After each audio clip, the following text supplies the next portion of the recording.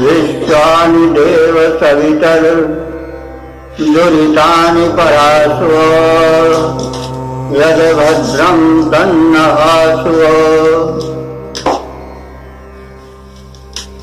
वेद प्रेमियों, सुधीर श्रोताओं, सौभाग्य का विषय है कि संप्रति ऋग्वेद के प्रथम मंडल के 21वें सूक्त की व्याख्या की प्रस्तुति होने जा रही है। इस सूक्त में जो मंत्र है वो गायत्री है और मंत्र दृष्टा ऋषि मेधातिथि के कारण है। देवता इंद्र अग्नि है, इंद्राग्नि युगल देवता है। इस सूक्त में 6 मंत्र हैं और 6 में इंद्र और अग्निदेव की प्रार्थना है। उन्हें सोमपानार्थ आमंत्रित किया जा रहा है और रक्षा की प्रार्थना की जाएगी।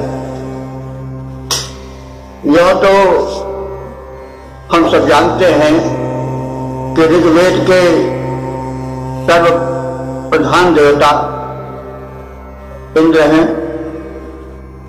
उन्हें 250 सूक्तों में प्रार्थित किया गया है। दूसरे स्थान पर अग्निदेव है, इन्होंने 200 से ऊपर सूक्तों में प्रार्थित किया गया है। तो यह तो सामान्य मान्यता के हिसाब से इंद्र देवेंद्र हैं, प्रधान दिव्य शक्ति हैं और अग्नि भी उनके सहायक प्रधान देव हैं।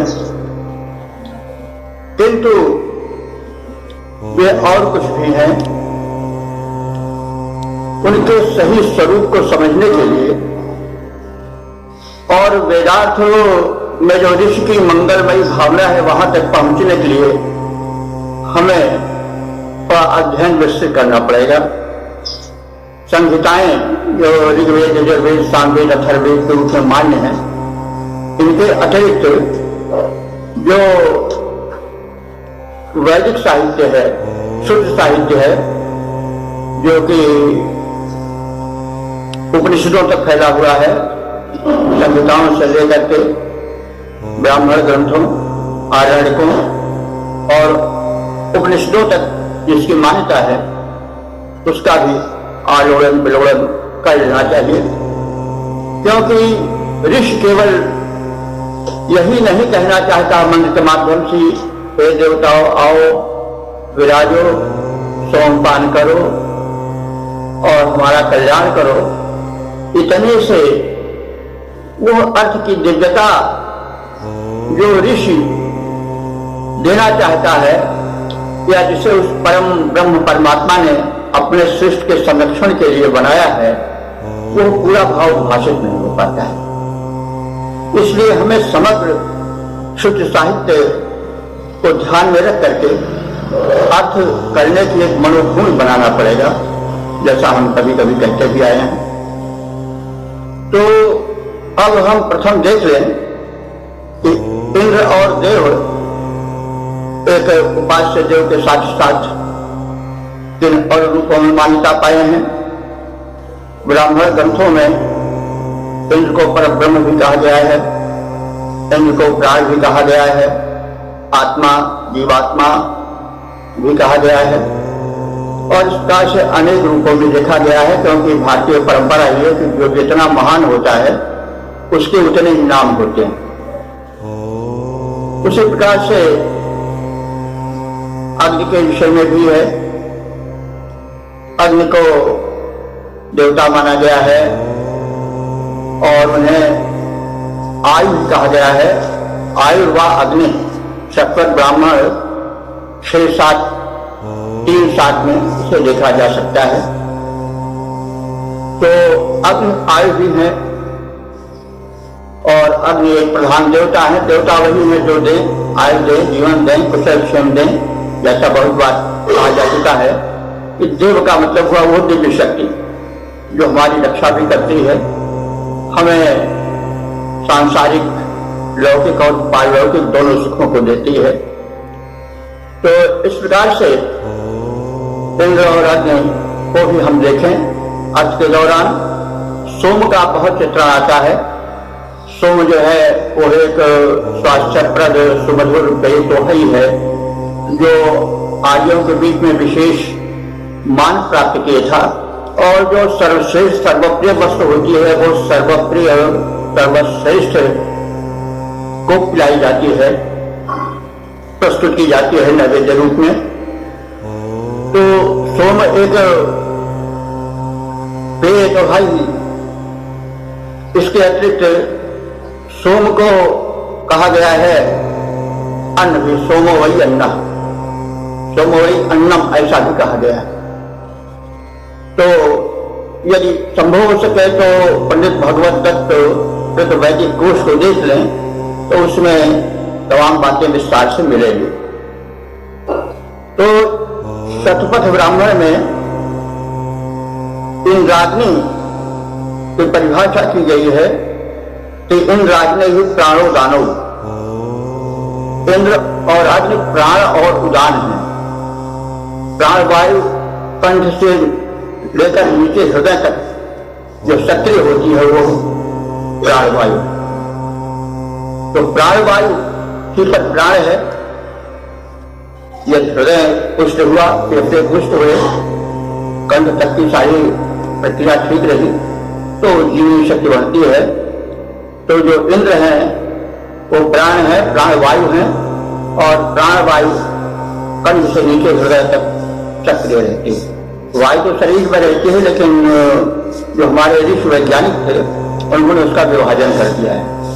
और उदान वायु जो है वह कंठ से ऊपर शीर्ष प्रदेश तक व्याप्त रहती है। जब तक ये उदान वायु सक्रिय रहती है तब तक मस्तिष्क तीव्र रहता है और मस्तिष्क की शक्तियां जागृत रहती हैं। जो मस्तिष्क में विस्मृति आदि के रोग होते हैं, दुर्बलता आती है, वो उदान वायु के क्षीण होने से आती है। इसलिए उदान वायु को जागृत रखा जाए, प्राणवायु जागृत रहेगा तो हृदय खुश रहेगा। तो इस प्रकार से इंद्राग्नि को प्राण और उदान वायु कहा गया है। तो हम अर्थ को एक देवता विशेष के रूप में तो देखें ही, साथ ही साथ वे शरीर विज्ञान के दृष्टिकोण से, लोक विज्ञान के दृष्टिकोण से कितने उपयोगी हैं, उनकी महत्ता क्या है, इन सबको भी देखकर अर्थ करें।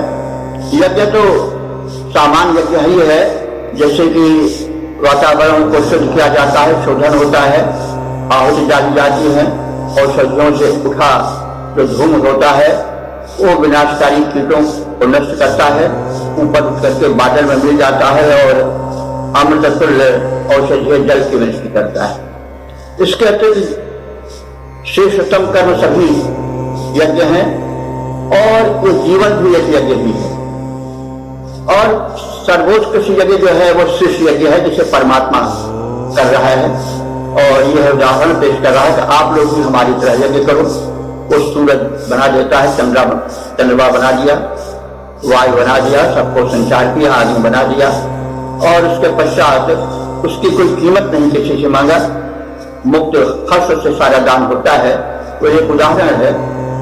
मनुष्य भी वैसा ही उदाहरण प्रस्तुत करे, अपने जीवन यज्ञ को महान बनावे, सुगंधित बनावे, भविष्य बनावे, और उसका मोड़ जगह जगह पर न ले, परोपकार में लगावे, तभी विश्व कल्याण होगा, आत्म कल्याण होगा, और तभी पृथ्वी स्वर्ग बन पाएगी। तो इतनी बात भूमिका रूप में मैंने इसलिए कह दी कि अर्थ करते समय हम इन सभी भावों को ध्यान में रखें, तो वेद का जो कल्याणकारी पक्ष है वो हमारे समझ में अधिक आएगा। अन्यथा केवल योग कहने की देवता विशेष आओ बैठो और हमारी प्रार्थना सुनो, सोमरस पियो, इतने से वह दिव्य संदेश जो दैवी संदेश है उसका पूर्ण दर्शन नहीं हो पाता है। इसलिए हम थोड़ा अपने दृष्टिकोण को विशाल बनावें, शब्दों पर ध्यान दें, शब्दों की जो बहुलता मतलब बहुत अर्थ धारण करने वाली शक्ति है उस पर भी ध्यान देते हुए चले। तो इस सूक्त में जहाँ इंद्र और अग्नि की प्रार्थना है उसका जो पहला मंत्र है उसका शीर्षक है इंद्र और अग्नि का आह्वान। मंत्र हम देखें, इंद्राग्नि उपहवे, ओम इंद्राग्नि उपहवे, तयोरिस्तोममुरुषसि, ता सोमं सोमपातमा, इंद्रे अग्नि उपहवे, तयोरिस्तोममुरुषसि, ता सोमं सोमपातमा। यह इंद्राग्नि, यह माने यहाँ पर इस यज्ञ स्थल पर, इंद्राग्नि माने इंद्र और अग्नि तुम दोनों देव उपहवे हमारे द्वारा आवाहित किए जा रहे हो। तयो इत स्तोम उष्मसि, हम चाहते हैं कि ये दोनों हमारी स्तुतियों का उपभोग करें, हम इनकी स्तुति करना चाहते हैं। उष्मसि इच्छुक हैं, हम इन दोनों देवों की स्तुति के इच्छुक हैं। ता माने तव, ये हम बताते चले हैं कि जो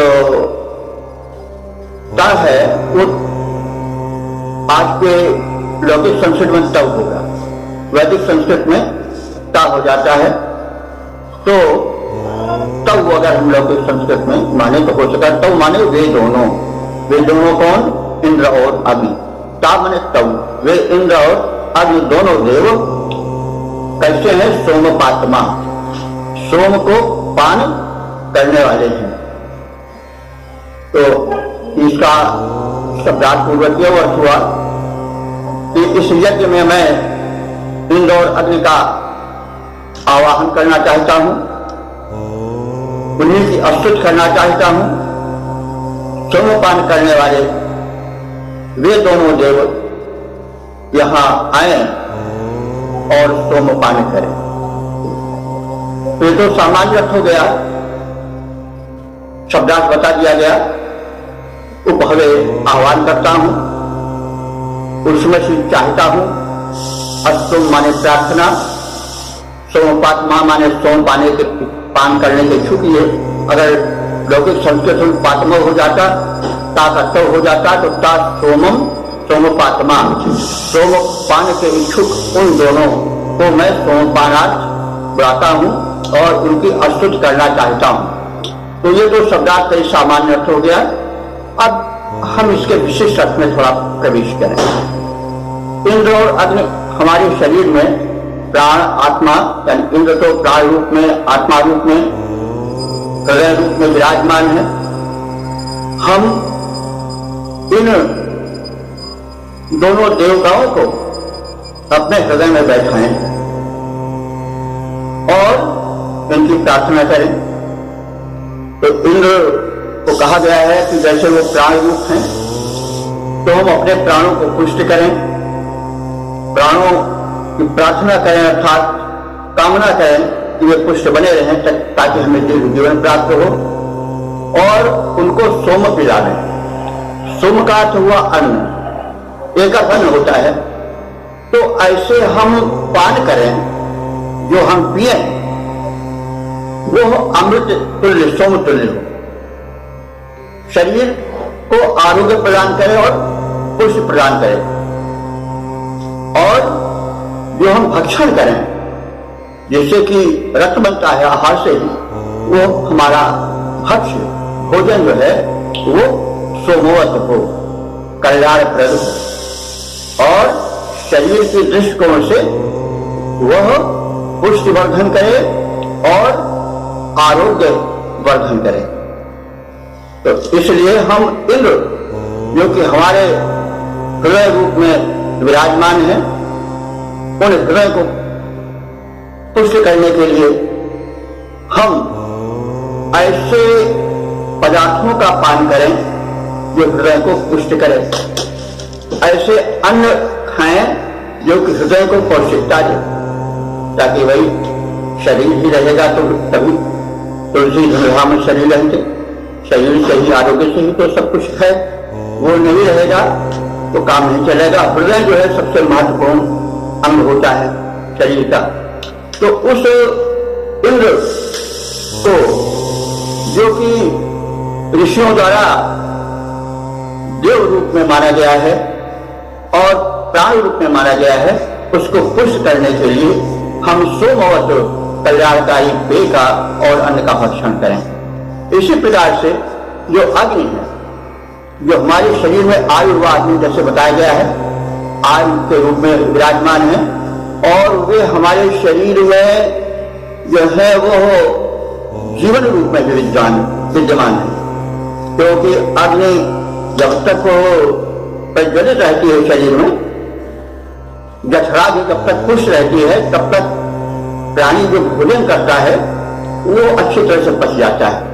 और भोजन ही नहीं पचता बंधु, जो हम भोजन करते हैं उसको पचता है, फिर भोजन के बाद रस बनता है, उसका पच करके रस से फिर रक्त पचता है और फिर रक्त से रक्त पच करके मांस बनता है, मांस पच करके जो है वो मेद और फिर मेद पच करके अस्थि, फिर शुक्र मतलब फिर मज्जा और फिर शुक्र, अस्थि आदि इस प्रकार से क्रम है।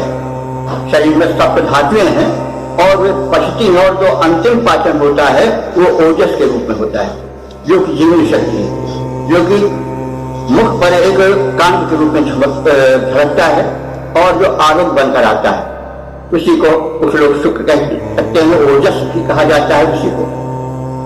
तो वो जो है वो जीवन प्रदायक सबसे अंतिम पाचन जो होता है धातुओं का, वो शुक्र के रूप में और आयुष के रूप में होता है। तो सबका तात्पर्य यह है कि जो अग्निदेव हैं वही जठराग्नि बन करके और शरीर में ऊष्मा बन करके, गर्मी बन करके जीवन देते हैं और सातों धातुएं पचा करके पुष्ट करते हैं और आयुष बढ़ाते हैं। तो इस प्रकार से हम इंद्र और अग्नि को, जो कि हमारे शरीर में हृदय बन करके, मन बन करके, आत्मा बन करके विराजमान है, उन्हें और जो सप्त धातुओं को पचाने वाले जठराग्नि के रूप में, ऊष्मा के रूप में विराजमान अग्नि हैं, उनको भी हम पुष्ट करें। उसके लिए क्या करें? सोमपान कराने वाले। सोम को अन्न भी कहा जाता है जैसे भी आपने बताया, और उसके अंतर्गत पेय यानी जो कुछ हम खाएं पिए वह उपयोगी हो, हितकर हो और शरीर में लगे और आरोग्य और आयुष बढ़ावे। तो इस प्रकार से हम अपने जीवन यज्ञ को सफल बनाने के लिए इन दोनों देवों का, जो कि इंद्र रूप में हृदय में विद्यमान है और अग्नि रूप में संपूर्ण शरीर में विद्यमान है, जो पोषण देते हैं, उनको हम पुष्ट बनावें और उनसे प्रार्थना करें, उनसे प्रेम रखें। हम अपने दिल को बहुत सताते हैं, विचारों से भी सताते हैं, उसको बार बार कष्ट देते हैं, वो तो बेचारा हमारा साथ देता रहता है। खान पान से, आहार विहार से, विचार से हम हमेशा दिल को दुखाते हैं और कहते हैं हमारा दिल हमें साथ नहीं दे रहा है, हम कितनी जाति करते हैं तो भूल जाते हैं। तो ऋषि ये संदेश देना चाहता है कि आप अपने जीवन यज्ञ को सफल बनाने के लिए इन दो शक्तियों का, जो ईश्वर प्रदत्त हैं अथवा ईश्वर रूप में ही विद्यमान है, देव रूप में विद्यमान है, इनको आप पुष्ट बनाओ, समुचित आहार दो। आहार केवल भोजन का नहीं होता, विचारों का भी आहार होता है। जैसा हम विचार करते हैं वैसा हमारा शरीर बनता है। तो आहार और विहार हमारा शुद्ध हो, यह जो है वो अंत में निष्कर्षतः इसका आशय होगा। तो ऋषि जो है केवल यहीं तक नहीं रह जाता कि आप आओ मदपान करो या सोरसपान करो, बल्कि वो आगे भी संदेश देना चाहता है, इसलिए हमने एक हल्की सी झलक दिखाई। तो अब हम इसका छंदोबद्ध रूप देख लें छंदोबद्ध रूप में वही सामान्य किया गया है। तो ये इंद्र अग्नि दोनों ही देव, ये इंद्र अग्नि दोनों ही देवता बड़े हैं, इनकी उपासना का हम भाव भव्य धारें, आकृष्ट हों गुणों पर इनको बुला रहे हैं, प्रस्तुत उन्हें सुनाऊं ये भाव हैं हमारे। मेरे उरस भावों का सोमपान करने ये देव दिव्य दोनों कृपया यहाँ पधारें, इनको सुना रहा हूँ अपना विनत निवेदन, इनको सुना रहा हूँ अपना विनत निवेदन। सत्कर्म में लगाएं, सत्कर्म में लगाएं, कर दूर विघ्न सारे, सत्कर्म में लगाएं, कर दूर विघ्न सारे। ये इंद्र अग्नि दोनों ही देवता बड़े हैं, इनकी उपासना का हम भाव भव्य धारें, इनकी उपासना का हम भाव भव्य धारें। प्रियात्मन सुधी श्रोताओं, अब हम ऋग्वेद के प्रथम मंडल के 21वें सूक्त के दूसरे मंत्र की व्याख्या प्रस्तुत करेंगे। इस मंत्र के देवता हैं इंद्र और अग्नि, छंद गायत्री है और ऋषि है मेधातिथि कांड। शीर्षक है उपास्य इंद्र और अग्नि की उपासना मनुष्य करें। तो उपासना होता है सभी बैठकर किसी को याद करना, निकट है आना। उप माने समीप, आसन माने बैठ। जब तक हम सामीप्य नहीं प्राप्त करेंगे तब तक उपासना पूरी नहीं होगी। यह उपासना शब्द का अर्थ है क्योंकि हमारे यहाँ जो शब्द हैं वे सार्थक होते हैं, ऐसे ही नहीं कह दिए गए, उनमें एक अर्थ विशिष्ट छिपा होता है जिस पर ध्यान देने की आवश्यकता होती है। तो उपास्य इंद्र और अग्निदेव की उपासना हो, इस भाव के अंतर्गत हम मंत्र का अर्थ करेंगे। मंत्र निम्नवत है। तायज्ञेषु प्रशंसतेन्द्राग्नि शुम्भता नरः, ताय गायत्रेषु गायत। शब्दार्थ देखें। ता यज्ञेषु, ता जो है वो तव है, तव वे दोनों की जगह पर वे में ता हो जाता है। तो तव माने उन दोनों देवों अर्थात इंद्र और अग्नि।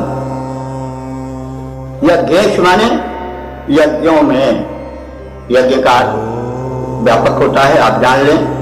प्रशंसत, प्रशंसत माने प्रशंसा करो या प्रशंसा करें।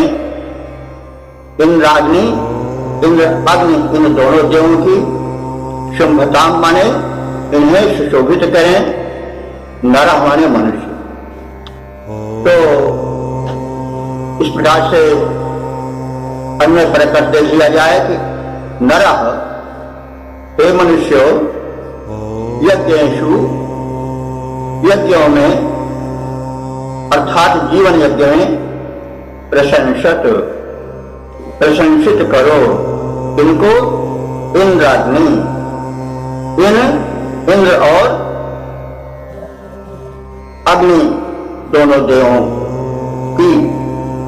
और शुंभता, इनको सुशोभित करो। ये दोनों सुशोभित हैं, शुंभ कहते हैं सुशोभन को। ये दोनों सुशोभित हैं और आप इनको सुशोभित करो। कैसे सुशोभित करो?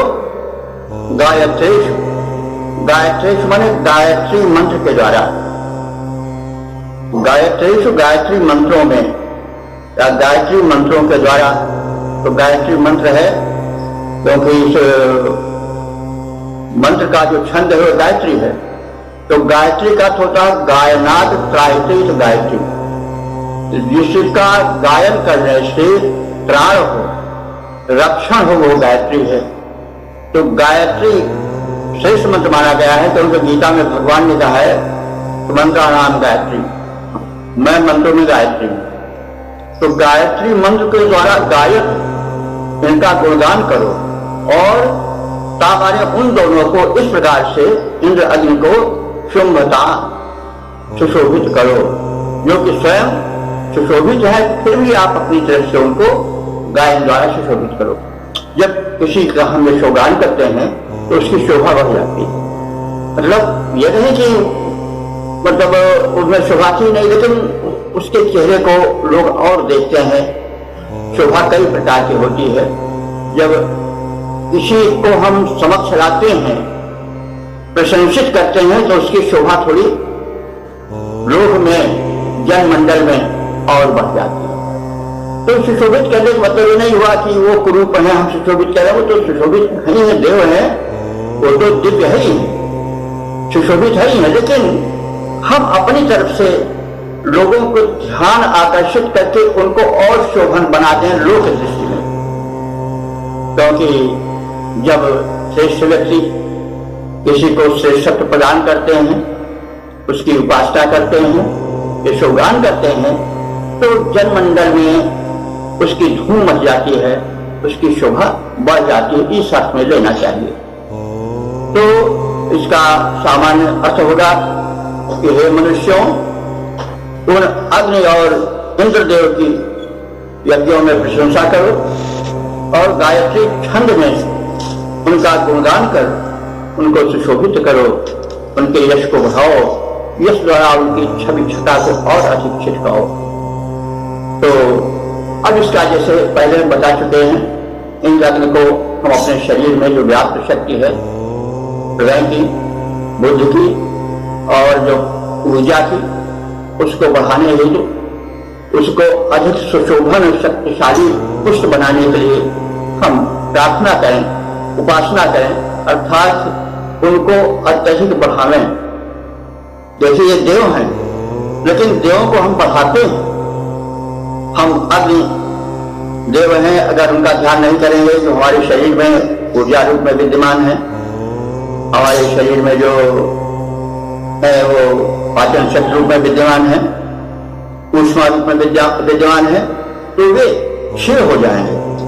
क्षीण होने को तो हुआ दुर्बल नहीं, लेकिन हम उनको दुर्बल कर लेंगे अपने लिए।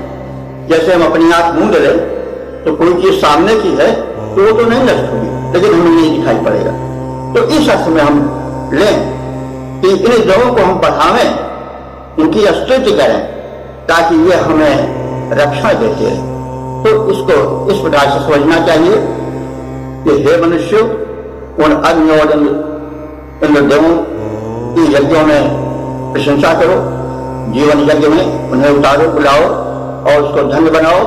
और गायत्री छंद माने में जो सर्वश्रेष्ठ छंद है, अस्तुति का सर्वश्रेष्ठ ढंग है, उसको अपनाओ और उनका गुणगान करो और उनकी महत्ता का अनुभव करो, अनुभव कराओ। इस प्रकार से इसको देख सकते हैं। तो इंद्र और अग्नि जो एक देव रूप में है वे, और जो हमारे शरीर में, क्योंकि हमारे शरीर में भी देव वास करते हैं, यथा पिंड तथा ब्रह्मांड, जो कुछ ब्रह्मांड में है वही पिंड शरीर में भी है। देव बाहर कहीं स्वर्गलोक में नहीं है, और है भी तो हमारे हृदय में भी, क्योंकि हमारा शरीर स्वयं में एक ब्रह्मांड है।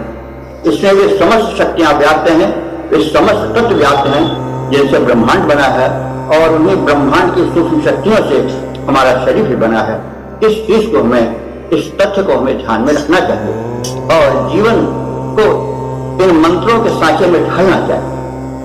तो हम उन सर्वव्यापी स्वर्ग लोक के निवासी इंद्र और अग्नि जो देव रूप में है, उनकी उपासना करें, उनको प्रसन्न करें। साथ साथ जो हमारे पिंड में रह रहे हैं, उन प्राण रूप, आयु रूप, ऊर्जा रूप, हृदय रूप, मन रूप, इन दोनों देवों की उपासना करें। उन्हें सोम पिलावे, यानी सुमधुर उपयोगी पौष्टिक खान पान कराएं। तो इसका इस प्रकार से सूक्ष्म संदेश ऋषि प्रदत्त हो सकता है। इसका पद रूपांतरण इस प्रकार से है, मनुजों मन जो मेरा संदेश सुनो, यश इंद्र अग्नि के गाओ तुम, यश इंद्र अग्नि के गाओ तुम। ये इंद्र और ये अग्निदेव, ये इंद्र और ये अग्निदेव दोनों ही पूज्य महान बड़े, आहूत यज्ञ में करो इन्हें, आहूत यज्ञ में करो इन्हें।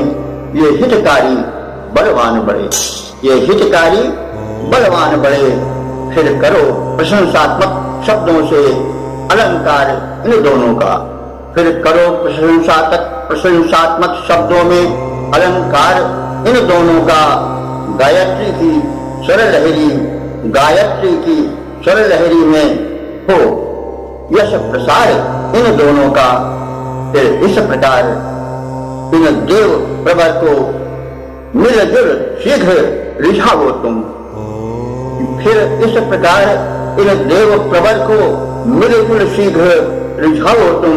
मन जो मेरा संदेश सुनो, यश इंद्र अग्नि के गाओ तुम, यश इंद्र अग्नि के गाओ तुम। वेद प्रेमियों, श्रोताओं, अब हम ऋग्वेद के प्रथम मंडल के 21वें सूक्त के तीसरे मंत्र को व्याख्यायित करेंगे। यह मंत्र गायत्री छंद में निबद्ध है। इसके दृष्टा हैं मेधातिथि कांड और देवता इंद्र और अग्नि हैं। तो शीर्षक इसका है इंद्र और अग्नि का सोमपानार्थ आवाहन। मंत्र इस प्रकार से है। तामित्रस्य प्रशस्तय इंद्राग्नि सा हवामहे सोमपा सोमपीतये। तो ता माने तव, तव माने उन दोनों को, उन दोनों कौन? इंद्र और अग्निदेवों को, देव प्रवरों को। मित्र से मित्रवत अपने हित के लिए। प्रशस्तय, प्रशस्तय इंद्राग्नि, तो प्रशस्तय होगा ईश्वर आने के कारण एक मात्रा हट गई है संघ नियमों के अनुसार से, तो प्रशस्तय होगा। प्रशस्तय माने प्रशस्ति के लिए। मित्र से माने मित्र के तुल्य प्रशंसा प्रदान करने के लिए। तो इंद्र और अग्नि हमारे हितैषी हैं, मित्र हैं, इसलिए मित्रवत हित करने के लिए हम सब उनकी प्रशस्ति करें और इंद्र और अग्नि को, तब उन दोनों देवों को हवा में है अपने जीवन यज्ञ में अथवा यज्ञ स्थल पर बुलाते हैं। वे दोनों कैसे हैं? सोमपा, सोमपौ हैं, यानी सोमपान करने वाले हैं। और किस लिए बुलाते हैं? सोमपीतये, सोमपान करने के लिए। तो इसका अर्थ होगा कि इंद्र और अग्निदेव उपासकों का मित्रवत हित करते हैं। प्रशस्त कामनाओं की पूर्ति के लिए हम उन दोनों देवों का सादर आवाहन करते हैं। वे दोनों देव उपासकों के मन के सौम्य भावों के ग्राही हैं, इस रूप में सोमपान करता है। हम उपासकों के हृदयस्थ भक्ति भाव को, उपासना रस को वे स्वीकार करें, उसका पान करें। तो इस प्रकार से इसका सामान्य अर्थ और सामान्य व्याख्या हो गई। अब बातें जैसे पहले कही गई हैं, सोम का अर्थ उपासना रस भी हो सकता है, सोमकार्थ जो है वह अनुकूल पान और भोज्य पदार्थ प्रदान करना भी आनुषंगिक अर्थ के रूप में होगा।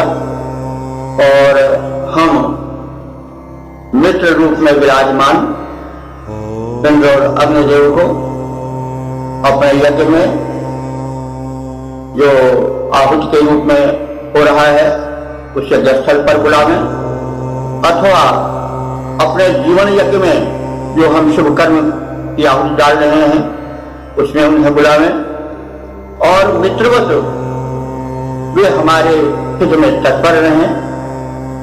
इस दृष्टि से हम उनका आवाहन करें और उन्हें हम सोमपान के लिए अपने हृदयस्थ उपासना रस को पिलाने के लिए अथवा समुचित सोमपान के लिए, भक्त रस पान के लिए अथवा पेय और भोज्य पदार्थों को प्रदान करने के लिए उन्हें हम आवाहित करें और उसे समर्पित करें, उनको भी पुष्य बनावें और स्वयं भी पुष्य बने, क्योंकि वे दोनों सोमपा हैं, सोमपान करने के इच्छुक रहते हैं। शरीर में जो इंद्र और अग्नि रूप में देव शक्ति का वास है वो सदैव युक्ताहार विहार से की प्रेमी है। उसे सदैव युक्ताहार विहार से युक्त चेष्टा से कर्मसु। तो इस प्रकार से उनकी हम सेवा करें, उनका आह्वान करें। तो इस सामान्य अर्थ के देख लेने के बाद हम इसका छंदोबद्ध रूप इस प्रकार से देखें कि ये अग्नि और ये इंद्रदेव मित्रवत प्रेम करने वाले सात्विक प्रशस्त सुख प्राप्त है तो हम साधक उन्हें बुलाते हैं। हृदयस्थ प्रेम मृद सोम मधुर मादक के पीने वाले वे हम पान कराते हैं सादर, वे हर्षित पीते जाते हैं। आ जाएं पान करें, मन में संचित मृदु भावों के प्याले हम नहीं पिलाने से हटते, वे पीते नहीं अघाते हैं। हम नहीं पिलाने से हटते, वे पीते नहीं अघाते हैं। तो आप देवताओं को जितना सम्मान दोगे, जितना मधुर प्रस्तुति करोगे, वे आपके लिए उतने ही निकट बनेंगे। न आप उन्हें पीने में पिलाने में किसी प्रकार की कमी रखो, और वे तो उसके कांक्षी ही हैं। वे तो नित्य चाहते हैं कि आप उनके अनुकूल पदार्थ, उनकी अनुकूल बातें करो और उनके कथन के अनुसार जीवन बिताओ, सुखी बनो। यह उनकी अनवरत कामना रहती है।